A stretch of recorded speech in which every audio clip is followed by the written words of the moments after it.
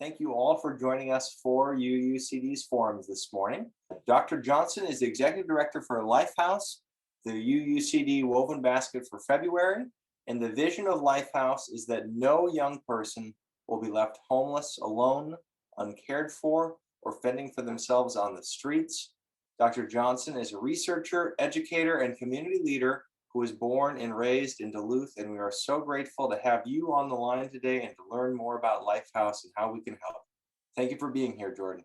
Yeah, thank you for having me. I'm sorry my video is not cooperating this morning, so but we can just kind of go with where we're at. So one, I just want to again, I appreciate you thinking of our young people in regards to supporting them, because really your generosity and your contributions go directly to support our work with our young people. And many of you probably are very familiar with Lifehouse, so some of this might be a little bit kind of refresher is the best way to think about it. But what I'm going to do is just share a little bit about our work, talk about really kind of the last year. We are in our 30th anniversary this year, so we have been celebrating 30 years this entire year, and talk a little bit about our road ahead as well. So, and again, yeah, there'll be ample time for questions and happy to answer them. So as we kind of wrap up here. So, but Lifehouse provides like no cost supportive housing and comprehensive services to homeless and street youth. Our average, we work with young people who are the age of 14 to 24, and we know that there's probably about 100+ young people who are on the streets every night in the city of Duluth, which is a significant amount of our future generations who are struggling out there. We also have this kind of vision that no young person should ever be left alone, homeless, uncared for, or fending for themselves. We have a philosophy at Lifehouse that it's called no eject, no reject. No reject, no eject. Means we recognize that young people are going to make mistakes throughout their life and their time with us, and we always welcome them back. And so, you know, that's part of, you know, learning how to walk through life and walking through the struggles. And that we always welcome them back and want them to know that they are deeply cared for, and our staff do that very, very well. This is kind of how our programs are set up. We have a comprehensive service. So I consider it, we wrap our arms around our young people. Once they walk through our door, they are welcomed in a very simple fashion. We don't try to get into the depths of the details of their life at that moment. The courage they had to kind of step through the door is a tremendous amount of courage. And so, but once they walk through our door, which is kind of down at the bottom there, the drop-in youth center is primarily the hub of our services. We begin to kind of connect with them and start to work with them. From there, we kind of think about where are they housed? What are their situations around housing at this time? Lifehouse has two residential sites. We have, and I'll get into this a little bit more, what's called the Loft, which is our emergency shelter for youth who are 15 to 19 years old. And then we also have Soul House, which is a similar age, and those are for survivors of sexual exploitation and human trafficking. Along with that, then we start to connect them to our mental health and wellness team. So we have 6 mental health and wellness people on our team. We have 2 licensed clinical social workers. We have a licensed graduate social worker. We have a few peer recovery specialists, along with a licensed alcohol and drug counselor. We also have what's called Futures, our Futures Education and Employment.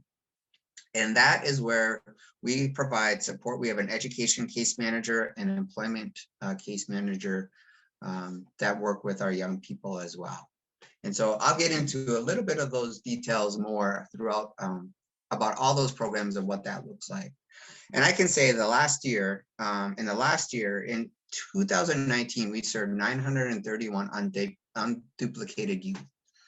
And given the pandemic and all the stay-at-home orders last year, we served almost 800 young people in the last year. And so not much of our services shifted or changed through the whole entire aspect of the pandemic.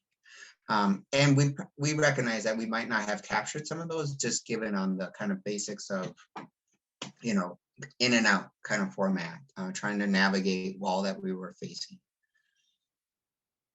So our drop-in youth center, we serve meals every day. That's one of the photos we were providing throughout the pandemic, right before kind of all the other kind of public health recommendations came out, but we would hand young people a meal out the door, recognizing that we couldn't kind of embrace them and take them in, but we still serve those meals every day. We actually provided groceries if they needed. We would make grocery bags and hand them out since we, you know, from our food shelf that we have on hand. They have mail on site, they can get their mail there. And then we have activities, and activities might have looked different in the last year, but now we start to redo those activities and are kind of starting to re-engage in many ways for our youth. During the kind of stay-at-home order, this is some of our staff who are packing groceries we went grocery shopping for them so they didn't have to go out in our housing program. We have 50 units in our housing program. We are the recipient of, and going to be part of what's called the Brewery Creek Project, which will be coming out in 2022, where we will have an additional 32 units of housing. So we will bump that up to 82 units of housing for homeless youth, which is very exciting.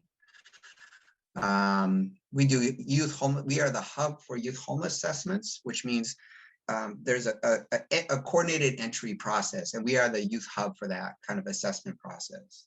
And then our Safe Harbor program is all focused around survivors of sexual exploitation and human trafficking. And as I mentioned, we have Soul House. In early January of last year, about a year ago, we launched the Northern Lights program, which is focused on more kind of 18 to 24-year-olds who are survivors of sexual exploitation. And they also have opportunity, some of them have young children, so they are able to bring those young families into that program. Those are undisclosed sites to protect them because they are often fleeing people who are traffickers. And this is just a little bit about a continuum of safety and stability and what we do in our housing program. You know, provide emergency shelter, just kind of help stabilize people. We recognize that once you start to stabilize a young person, pretty much we can start to work on everything else that comes along with that. In the last year, we housed, I think, about 85 young people in 2020, and we conducted over 223 housing assessments. And we did that in a virtual manner in many ways. Our mental health and wellness team, again, we do not require any young person to pay for or have insurance to access our services. And what that allows us to do is to really work with a young person for as long as we want and meet them where they're at. So we have a lot of young people who are struggling with substance misuse or alcohol. We can provide them and get them into treatment. We offer Rule 25s, which helps get them into doing those treatments and assessments that they need. We have implemented what's called wellness walks. So when the pandemic hit and we couldn't meet people inside, we met them outside and took them on wellness walks. So our staff went on wellness walks. We also went on providing skateboarding opportunities through the streets of downtown Duluth when nobody else was on them. And so it was really a way for us to kind of creatively think about how to continue our connections with our young folks as people were feeling more and more isolated in this kind of particular time in our history. We also do a lot of kind of just coping mindfulness skills, building skills. And I'll talk a little bit about how we're expanding this program here in a minute. And then our futures program is really about building kind of alternative pathways to self-sufficiency. So who are either disconnected from school, and as you all know, you hear these stories all the time around struggles within our own school systems, around young people and distance learning. And I'm just incredibly blown away sometimes that every day we usually have a young person who passes what's called a GED exam of some sort. And so they are continuing to kind of move forward with their education. We partnered with Denfeld after school program to provide a space for some students to kind of connect and kind of get their distance learning done, kind of get them out of the house if needed. So our futures program is really around supporting the education of our young people and employment opportunities that are different. So we do also kind of work with anybody in our residential sites who are continuing in their schools or needing to kind of apply for post-secondary schools. If you don't have a supportive adult to help you walk through how do you apply for scholarships or how do you apply for financial aid, we do all of that work as well.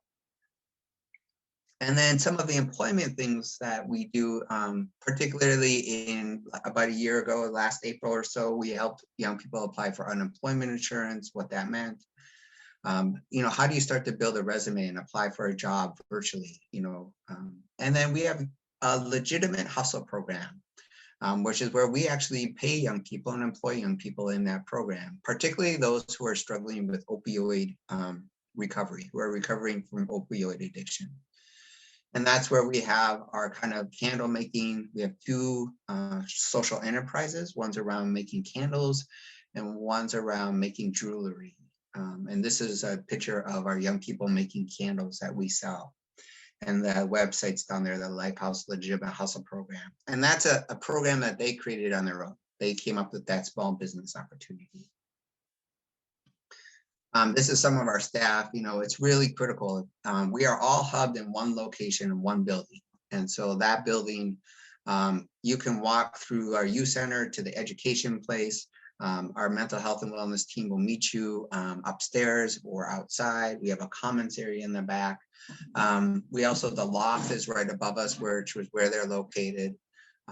So that's, and then I will just say kind of in closing, we just also bought another building across the street, which is called the Imaginarium building. So that's where we will have a huge community gathering space, which has allowed us to kind of meet young people in person, especially during the winter months, to do things safely. And then we also have partnered with Svalya Yoga. So they offer yoga in that space.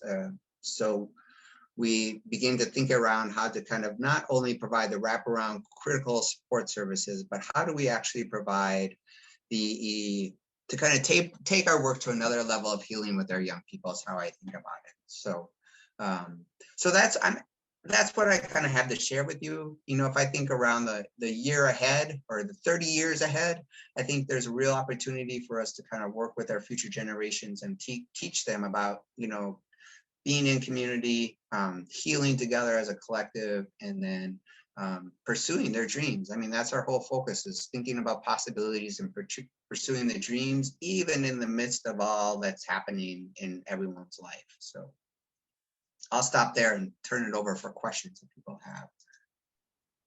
This is just a phenomenal window into all of the work and impact that you and the whole Lifehouse crew have, Jordon. Thank you, thank you, thank you, even before going to Q&A, for the mission and all of the support that you're providing our community. Absolutely, you're more than welcome. So yeah, I just feel really honored and blessed to have just a really great staff who know how to connect with our youth and young people. And so,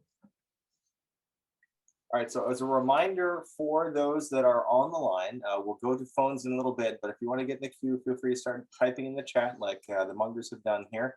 And Jordon, I don't know if you can see these questions yourself and just want to read them, or have me read them for you. What would be best for you? I did pull up the chat, so I am able to see that. Awesome.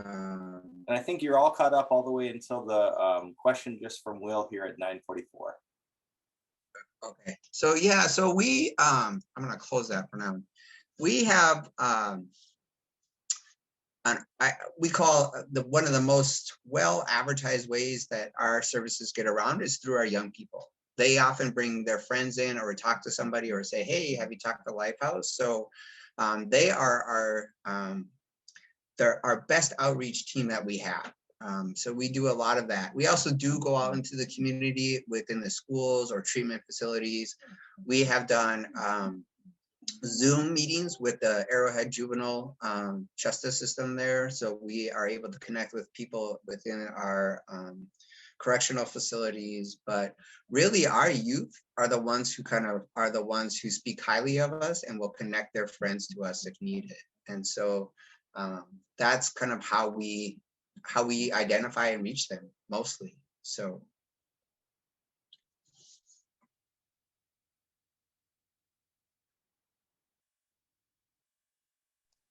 And then what about employee numbers and primary funding sources?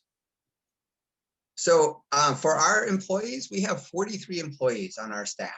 And so our funding, we are funded in a braid of ways. So we have a lot of local foundations. We have donors who provide funding, but the state of Minnesota is also one of our primary funders as well. And so we have multiple funding sources through that means, which helps us to kind of do the work we do. And what's good about that is there's no guarantee with those funding streams. Let me just say that.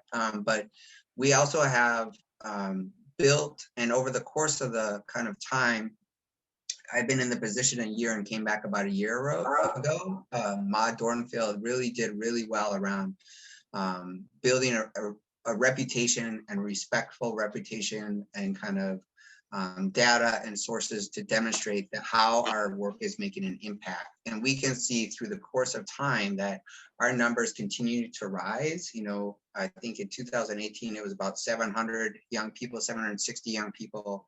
And that jumped significantly in 1 year. And I think even the testimony of us being maybe slightly short of in 2020 of our 2019 statistics, that we are reaching and doing significant work in the community for our young people. But we have a stream of funding sources, funds. All our employees are paid through grant funding primarily. And then we just ensure that donations and gifts such as yours go to support the young people in many ways. So we provide incentives and food and, you know, like the education supplies that they need to kind of do what they, to succeed in their jobs or in their education or just their life in general. So.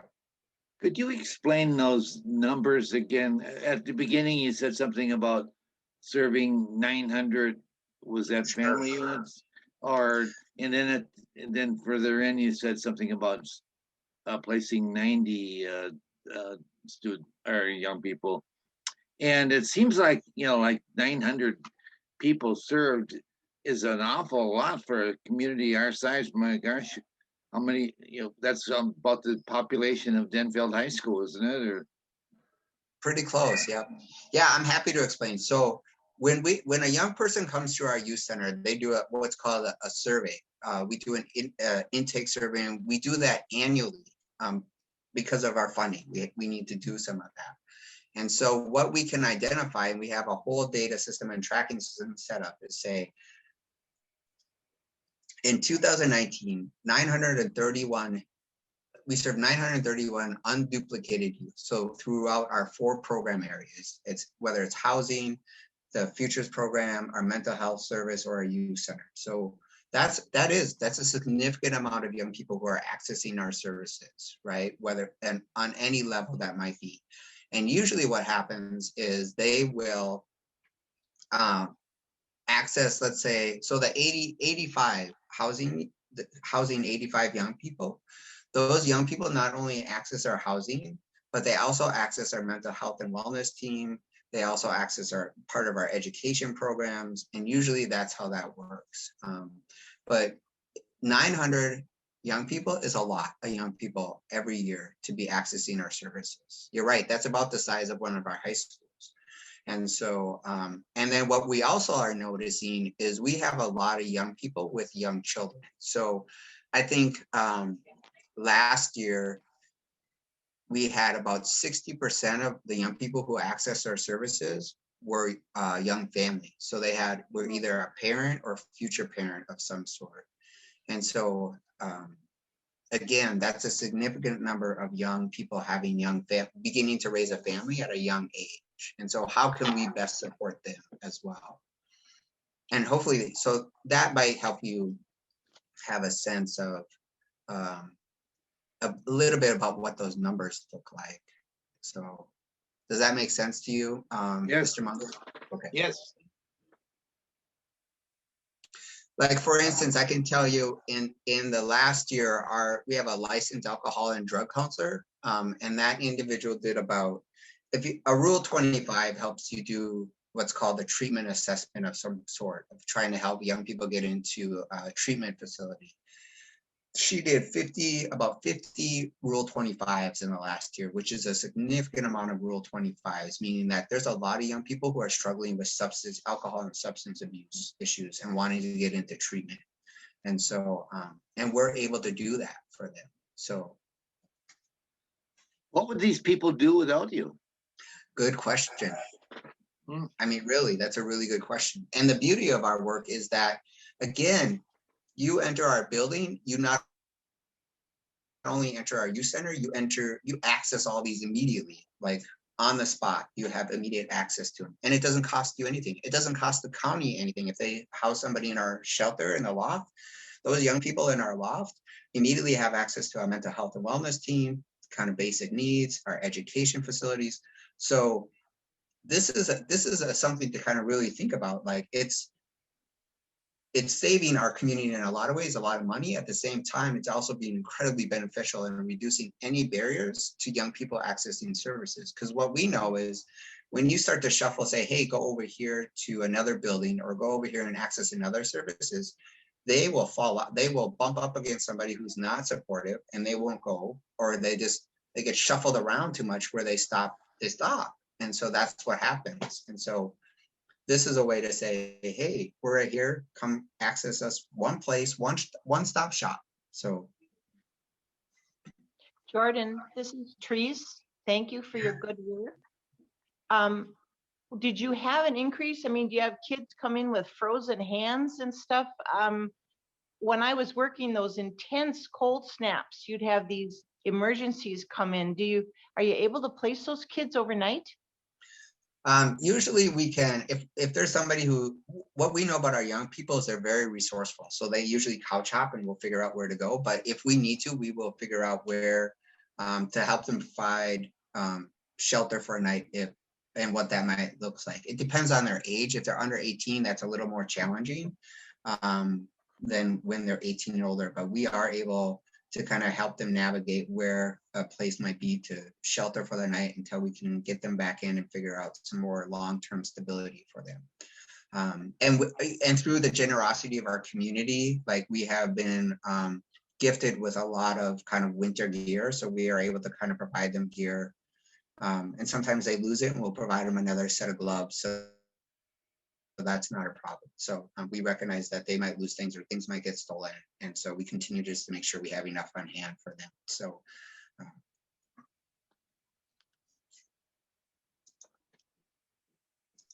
Thank you. We have two ones more in the chat here, Jordan, for you.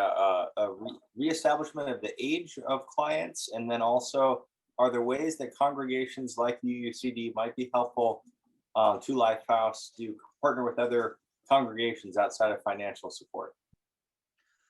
Can you say the one about the age again, Brett, if you don't mind? Well, just clarifying the age range.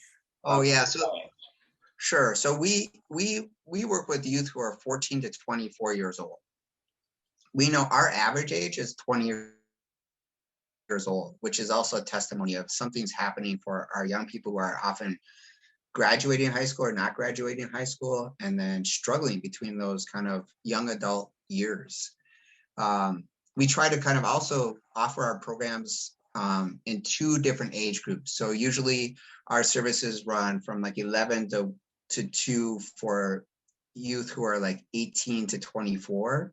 And then in the later afternoon, we're hopeful for the young people being in school, but then our like 3 o'clock to 6 o'clock time is usually for youth 19 and under. And we do that because we recognize that those two age groups are at different developmental phases of their life. So they need different things and have different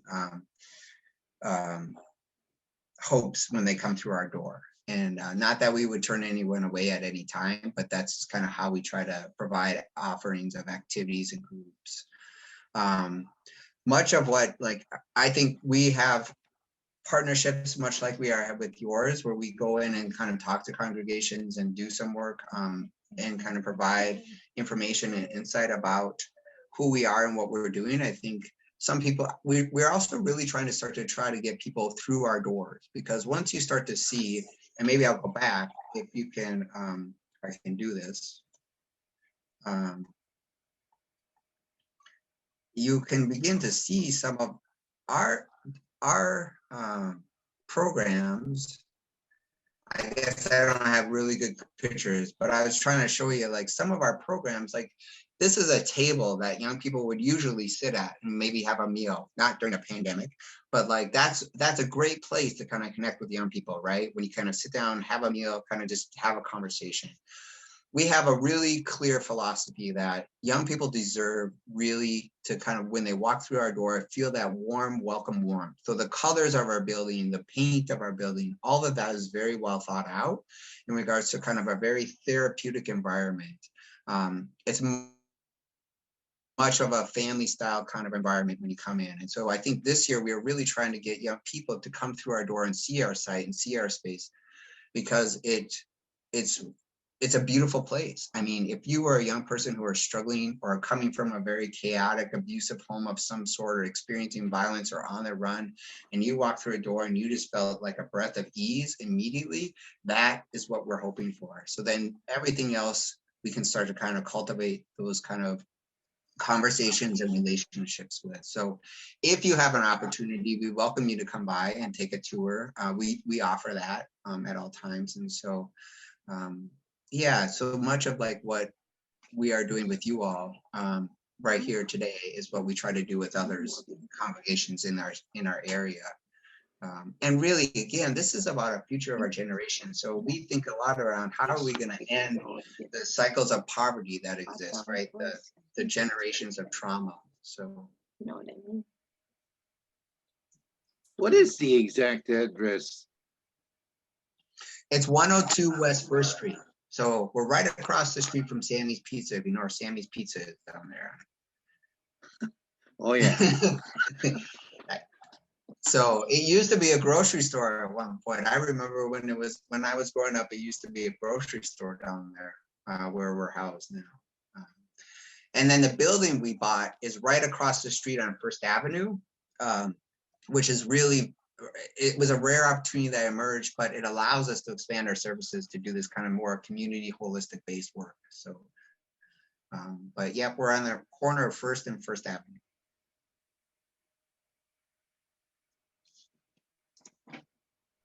I have a question. This is Sure. Sally Munger.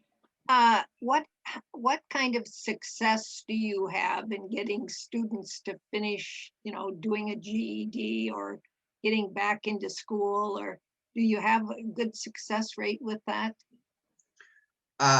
We do have a good, I mean, we are able to kind of support them in getting their GEDs. I think, I don't have the exact statistics this year, but I think there was about 30 young people we were able to support getting their GEDs last year, and that might be a little bit different. But again, like every week we have somebody taking a GED exam, which have been successful. And it's because we sit with them and practice. We have practice sessions. We do that. We pay the fees for them to take the GED exam. Like, they don't have to pay any of that. We do all that for them. The other piece is, I think when we recognize there is a real struggle around social distance and learning and the impact that had on families, particularly who were working and trying to be teachers unexpectedly, we tried to figure out how to collaborate, particularly with Denfeld School, how to support students. And what we noticed when they came through the door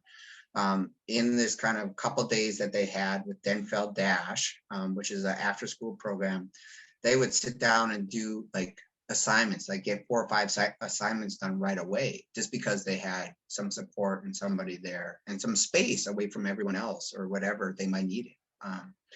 So at this time, that's the best we can figure out how to support. We anticipate that we might actually see in the coming years more young people needing to take their GED because of what has happened with our struggles with the education system. So from my perspective, is trying to be mindful of what's to come. And I think in the future, we are trying to prepare for many young people having to potentially take their GEDs because they're falling off the radar. And so that's where my thought is in the coming years ahead. And then somebody asked a question around Lifehouse and LSS. So I think there's, LSS and Lifehouse offer very similar services. And we kind of work in partnership with one another the best, without overlapping our services in some regard. And so LSS is Lutheran Social Services. So that's, so we have, we are also the kind of a youth hub in many regards for the coordinated entry system. And so there's not much distinction. There's a kind of trying to figure out how to work in partnership and be in partnership with LSS kind of moving forward. LSS also has other services we don't have necessarily. And they work with some age ranges that we don't work with. And so that's just some of the distinctions there as well. And so hopefully that answered that person's question. But I think, Lifehouse, does this kind of wraparound services really well. And so that's one of our selling points, and for lack of a better word at the moment, is just kind of think around, immediate access to all kinds of services and availability there for our youth. So. And then somebody else, I think, mentioned volunteer opportunities. So how volunteer opportunities look for us might be different than maybe other organizations. And the reason that is, so we don't necessarily have like a lot of volunteers who come and work with our young people. Our young people have been traumatized and have had people in and out of their lives so much and so often. And so what volunteers look like might be different for us because we're very mindful of keeping a consistent, stable staff in place. And we have had staff on our staff are, 4 years, 6 years, 8 years, like there's a consistency. So they have seen these young people who come in and have known them at age 15 and when they age out at age 25. So you're talking from 4 to 6 to 10 years, they've watched these young people grow up over the course of time and watch them change. And so, but we do have volunteer opportunities to provide, like, we've had like congregations provide meal kits for our young people, where we provide like a chili kit or a spaghetti kind of kit, where then we would kind of work with you in that way in regards to what might we need to provide services to our young people. Would you be willing to get a volunteer group together to kind of pull together and make meal kits for our young people that then we could hand out to them during that time? So if that makes sense, or if we have special events, sometimes we will ask volunteers to come and help out during special events. We have Grandma's Marathon. We're going to be a charity partner for Grandma's Marathon. And so maybe there's an opportunity to kind of help at one of our water stations or something, as an example. I'm not sure what that might look like, but we're kind of really mindful of not having a lot of people come in and out young people's life just because they've had that so much in their life. And so we want to provide the consistent kind of base of services the best we can in connection with our staff. So that volunteers might look a little differently for us than compared to other places. I've got a question, Jordan, here as we're caught up in the chat, and that is just knowing a little bit more about your story and mission to kind of find yourself in this role. How did you get involved with Lifehouse, and what was your role in the kind of foundation of it, and all of that? Yeah, the great question, and I thought about that as I was sharing, so I appreciate that, Brett. And so I was born and raised in Duluth. I moved away when I was about 19, but when I lived in Duluth, I was raised by a single mom, and she really struggled. And so we ventured around and hopped around from family to family. And so I spent a period of my life as a homeless young person. And so I have a kind of direct correlation to kind of what some of our young people are experiencing. At age 19,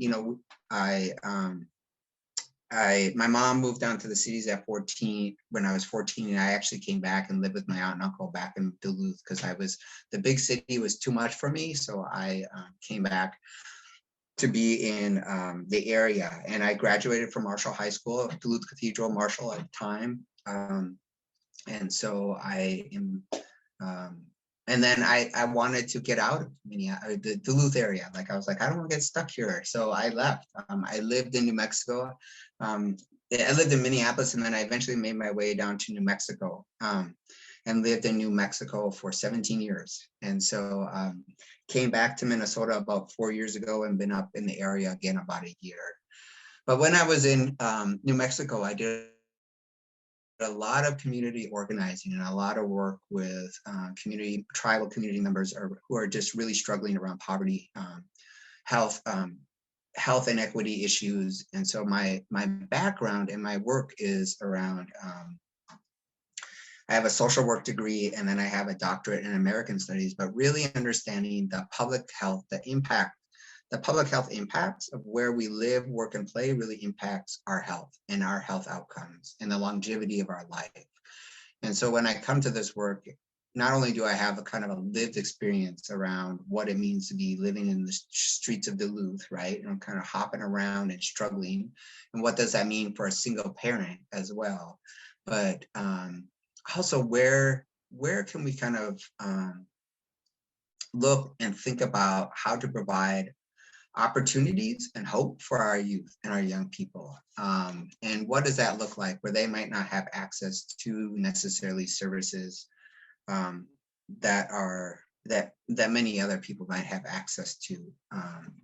And so not only so for example, I think of yoga, right? So yoga is something that young people may not even kind of have on their radar, but it is such an incredible way to kind of calm your nervous system, kind of process through things that we can provide access to now because we have a partnership that's directly across the street to our youth. And so my hope, and when I took this position, and kind of when I came back to Duluth maybe August of 2019, just trying to figure out where I was going, what I was doing, and find my job. I moved up here with my partner, and just and then landed this job. And when I applied for the job, I really wanted to kind of be honest about, what does trauma look like? What does healing look like? What can we do differently? And I don't want to operate from a place of fear, but I want to operate from a place of possibility and hope. And so when I took my interview, and I made sure that was really integral part of it, and that we operate as a collective. We do this as a community and a collective. This isn't about me. This is about our young people and our future generations. So that's the lens I always think through. I also think the last year we've learned as an organization, I think all of us have learned that living with uncertainty can be a challenge. But it's also been, from my perspective, one of the greatest lessons we've had for all of us is like, how do we live with uncertainty and stay grounded and stay connected to people, even during the midst of challenges? And what we learned within our housing programs is our community, our youth who are on one floor of one of the buildings where they're located at, came around and would help each other out. They understood what it meant to be in community during significant challenges. And so that's I'm grateful to be home. I'm grateful to be back in Duluth. I'm grateful to be back around the water and kind of the bay. And I don't think I had a real appreciation with that when I was, 18 years old. But I absolutely have that now. And I just feel like really a gift and a blessing to be in the position I am. I feel like in many ways it's kind of coming full circle around and allowing me to do my own healing process along the way. And the other piece I'll say to that too is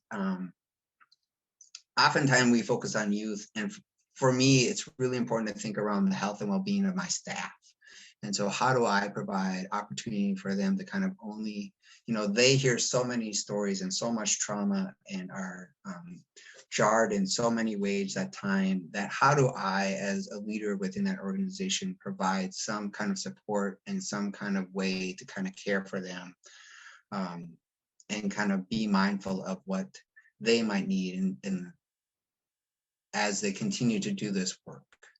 And how do we do that as an organization, again, as a collective, as opposed to individually, but how do we come together as a team to really do that work together, which then is a model for our young people. So I also am a believer that how we interact with one another within our buildings and within our spaces models to our young people what it means to kind of be by each other's side.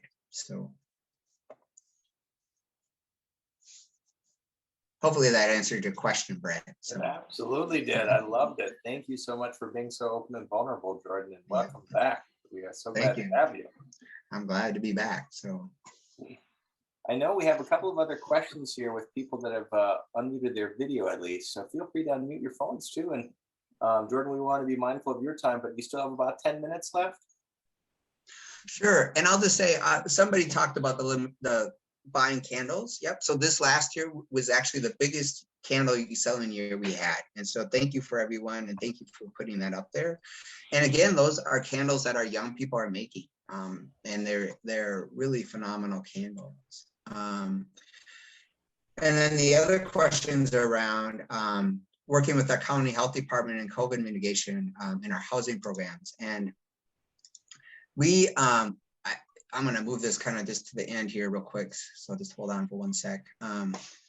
When COVID hit immediately, I immediately reached out to our public health programs because we have 2 residential sites. And so that was our biggest concern.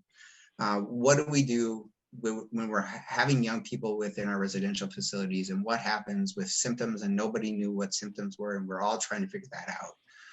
Over the course of months, we developed a really strong partnership with our public health department and public health, and actually the state, the Minnesota Department of Health, have really helped us kind of navigate COVID-19 and all the dynamics and all the shifting elements of that. And so I am forever kind of grateful for our partnerships and the people at our county and state level who helped us figure that out.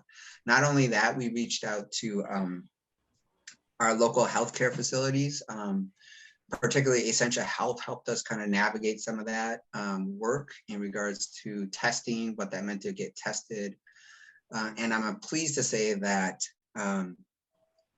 we are now kind of working and have worked with our young people to get them vaccinated. And so we cannot enforce people to get vaccinated, right? So, but we have an avenue and a way for if they ever express interest, then we will help them get their vaccinations and kind of move in that way through our housing programs. And it's through our relationships and partnerships with the county and the state and our local healthcare officials who have really helped us kind of navigate that. And not only for our young people, but our staff as well. So I think we are kind of in the second tier of getting our doses as staff now. We're in that process. And that's because our public health officials have really kind of kept us on the radar, and we've kind of built this relationship with them. So hopefully that answers your questions, but I cannot give enough kind of shout outs to our county health departments for all that they've navigated and all that they've helped with. And with this new building we bought across the street, we're able to offer COVID testing in that space. And so we offer it once a month now. And then we were able to offer vaccinations to our housing people there, so they didn't have to go somewhere else, that they could just come and access that right there if they were interested. So they really worked with us, and we've been able to utilize our space and the spaces we've had available to do the kind of testing and helping young people figure that out. And we've navigated it in many ways. So without having a lot of, we haven't had a lot of positive cases at all. So, and I think my staff, I would say also my staff has really modeled and been vigilant about ensuring masks are worn, distancing happens, hand sanitizers, temperatures taken on the onset, just whatever the public health recommendations were, we ensured that happened. And so, and my staff really kind of worked with our young people and remind them all the time, even though we're at this other phase of our kind of pandemic, still reminder that, yep, social distancing, masks, those are still important. Wash your hands are in place at this time. So.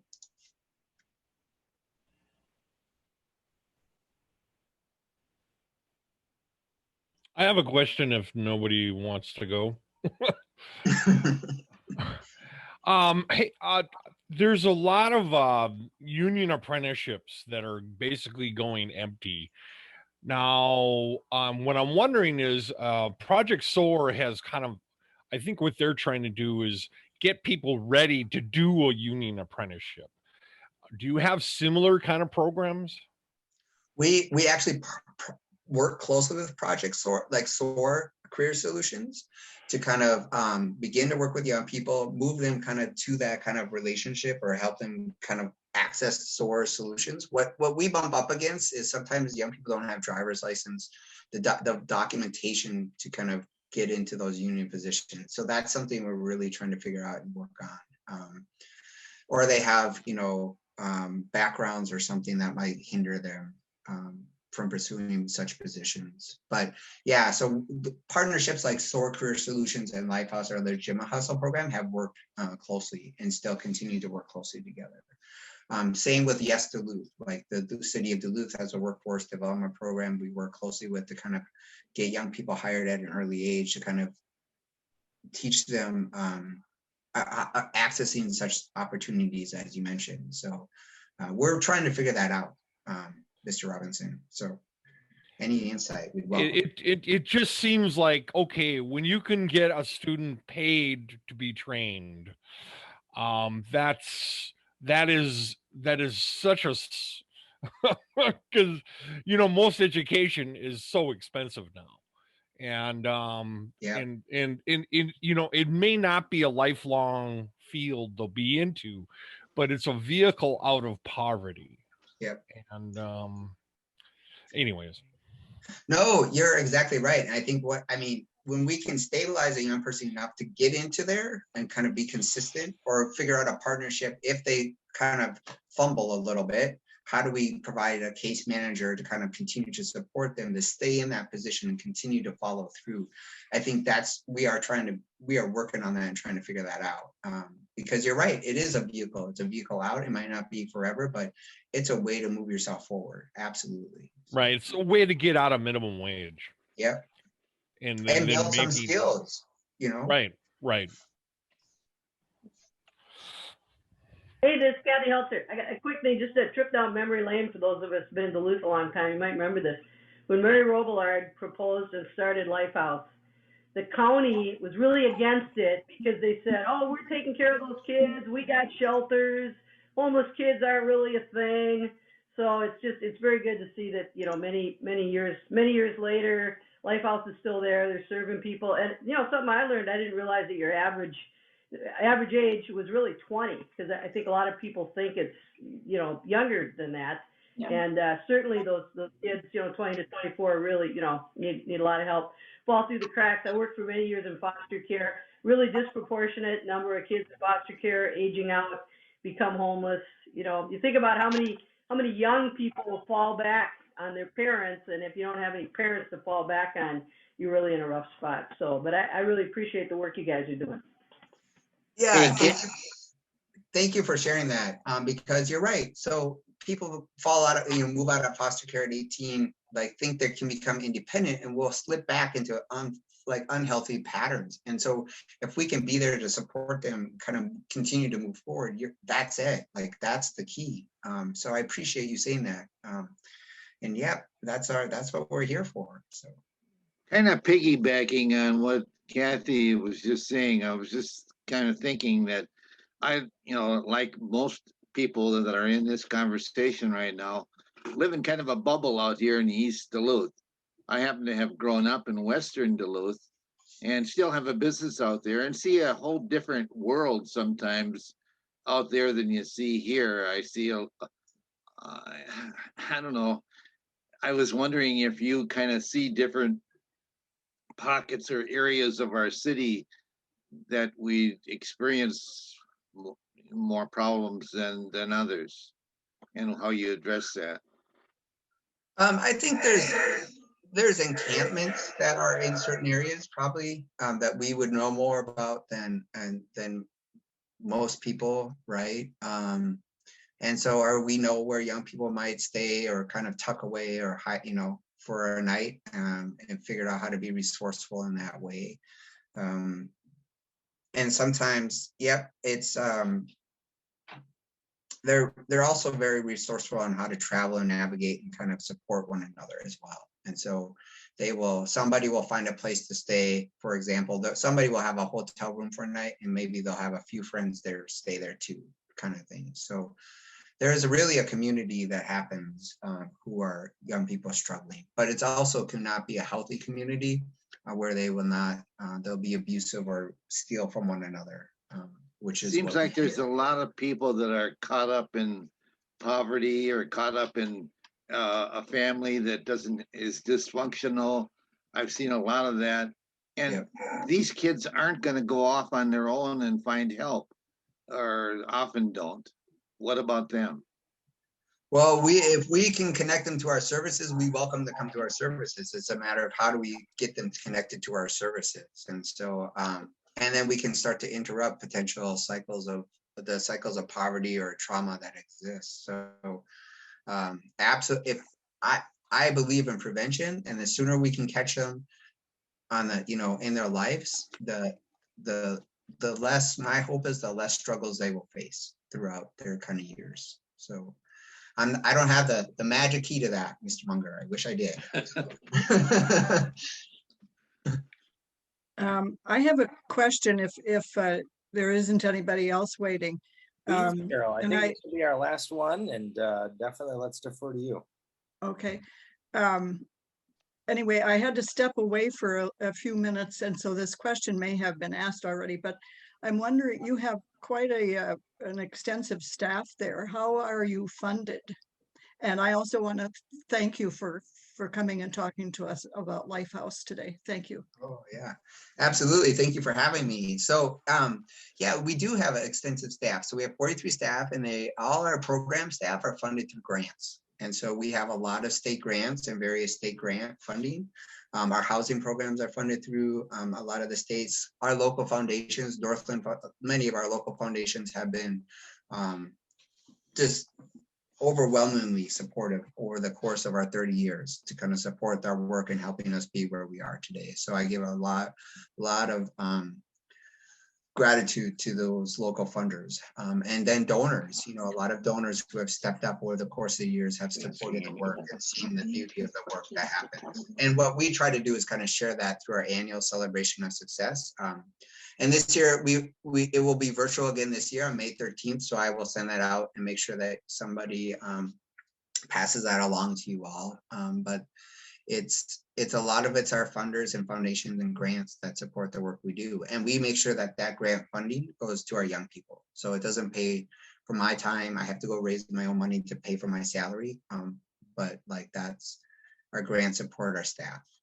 That's the most important piece for me. And then those funds support our young people. So, and again, we don't have any cost or services or insurance for our young people, which makes a big difference too. So we don't get that billing coming in. So we are really about no cost, no insurance, and reducing any barriers for our youth to access our services.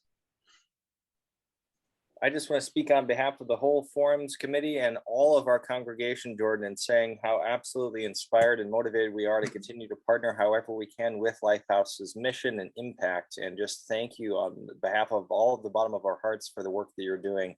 It's such critical work, and we really appreciate you taking the time to educate us today. Well, I appreciate you all having me, and I apologize my camera didn't work at the moment, but sometime I will see you at some face-to-face event and come. We would love that when we can finally all get together. And is it it's coming, my friends. So do we have permission to share this with everyone that missed that didn't make it live? Is that all right if we share it? Absolutely, I would appreciate that. So awesome. We'll be sure. And if you have any questions or want to take a tour, let me know. We're happy to do that. So how about sometime in the future when we can get past COVID, we do a fundraiser for you? You know, we do lots of dinners. I would love that. So I would appreciate that. So Lifehouse is the woven basket this month. We just want to get that in there. Yes, indeed. So we did put that in the chat at the very beginning, but your donation for the woven basket will go this month to Lifehouse. Here is a link to go to the service today. That Side with Love service is starting in just 4 minutes.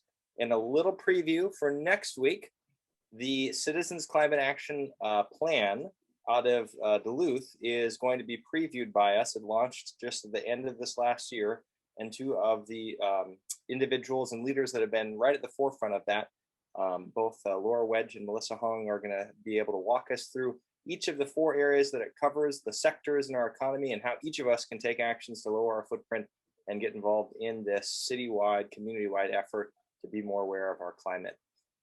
So big plug for that. It's going to be another great forum. And Jordon, again, will sign out today by thanking you for your time and your leadership on this essential issue. thank you again. Thank you for having me. Have a good afternoon, y'all. All right, be safe, everyone. Good to see you.